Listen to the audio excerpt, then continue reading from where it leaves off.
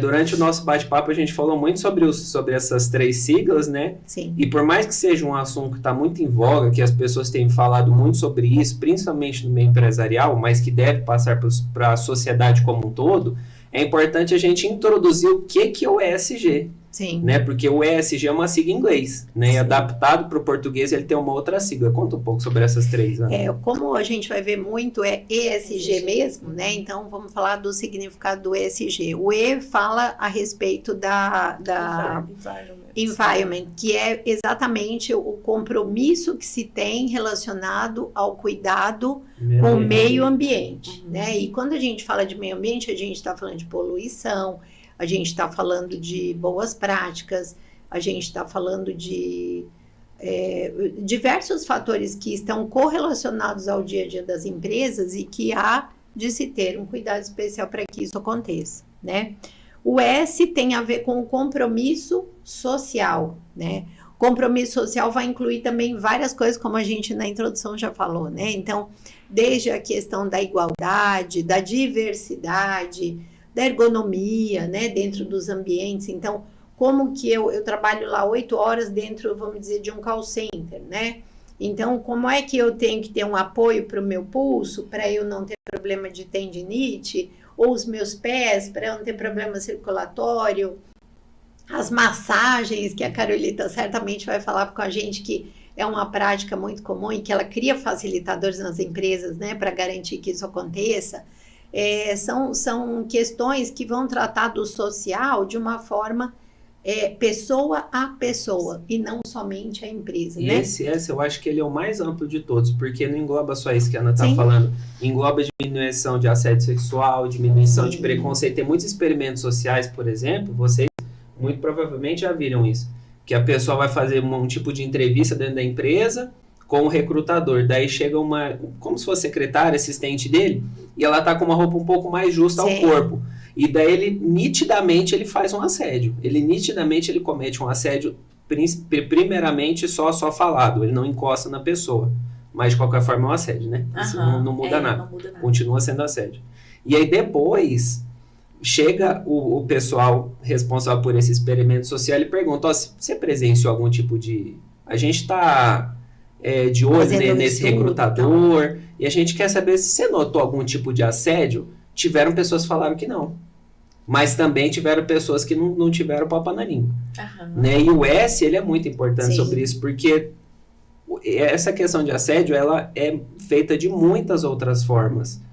Dentro de casa, reprimindo o uso de dinheiro do outro, isso também é um assédio. Impedindo que a pessoa que está junto com você estude, isso também é um assédio. Né? E essa questão do assédio, ela deve ser trabalhada ativamente, não só na empresa, mas também dentro das casas, né? É a cultura, né? Acho que até por isso que muitas empresas hoje, elas não usam mais missão, visão e valores. É propósito e valores, né? Porque a missão e a visão parecia realmente muito distante, né? Uma missão, uma visão, muito além. Você está falando de propósito. O propósito é o que te move todos os dias. Quando você levanta da cama, você tem um propósito, que é lá na frente, de fato, mas você sabe o que você tem que fazer para chegar lá. Então, as empresas hoje, elas buscam isso. E isso ajuda no E, isso ajuda no S, isso ajuda no G, né? Porque é quando a gente está falando das empresas evoluírem como empresas formadas de pessoas. Vem os stakeholders, né? Que é a relação de todo mundo que dentro das... públicos, né? Os tipos de público. Então, quando você consegue, de fato, fazer algo que você colabore ou mostre para estes stakeholders a capacitação ou o diferencial que você tem ali, as coisas modificam também. E o G? O G, pois é, o G fala de governança, né? Fala de gestão, de fato. Então... Está falando sobre como é que vai gerir isso. A gente fala de cumprimento de algumas questões que vão desde um conselho, né, um conselho onde possa reger melhor aquela empresa, até questões relacionadas a como essa empresa, de fato, de forma competitiva, atua dentro do mercado, né? E é uma vastidão, né, de coisas. Eu acho que e uma coisa legal, o os objetivos, né, que tem a ONU, na verdade, em 2004, portanto, tem 20 anos, Sim. ela, por meio da ONU, né, que foram traçados os 17 Objetivos de Desenvolvimento Sustentável, que é o ODS, a sigla, né, e foi a partir disso que as empresas ou estabelecimentos, pelo Pacto Global, começaram a ter essa responsabilidade, ou foi demandado a elas, né, essa responsabilidade para cuidar do E, do S e do G dentro das empresas, né? E o ES, eles são bem mais amplos, né?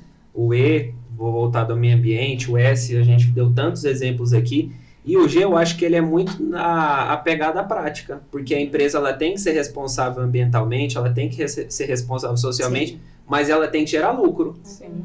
Né? E a governança corporativa correta, ela diz muito sobre isso também, de respeito aos acionistas, né? Sem perder os valores, sem infringir algum valor, sem perder o propósito. Até a economia verde, né? Quando a Exatamente. gente fala da questão de contextualizar, né? O respeito com a natureza e tal, você gerar formas de, por meio da gestão, que é o G, né? Da governança, achar alternativas para isso, né? Então, por exemplo, quando a empresa elimina a nota fiscal física e te oferece mandar digital, ela está sendo responsável com o planeta, né? Então, na verdade, tudo conversa, né? Por isso que é um só objetivo do Pacto Global e que tem 20 anos, né? Parece que tem todo esse tempo. Por quê? Porque a prática disso não vinha sendo tão frequente, né, nas empresas, mas hoje sim, hoje são, né? E as pessoas que estão lá, elas já fazem parte, acho que tem a ver com geração também, né? Você falou de empresa,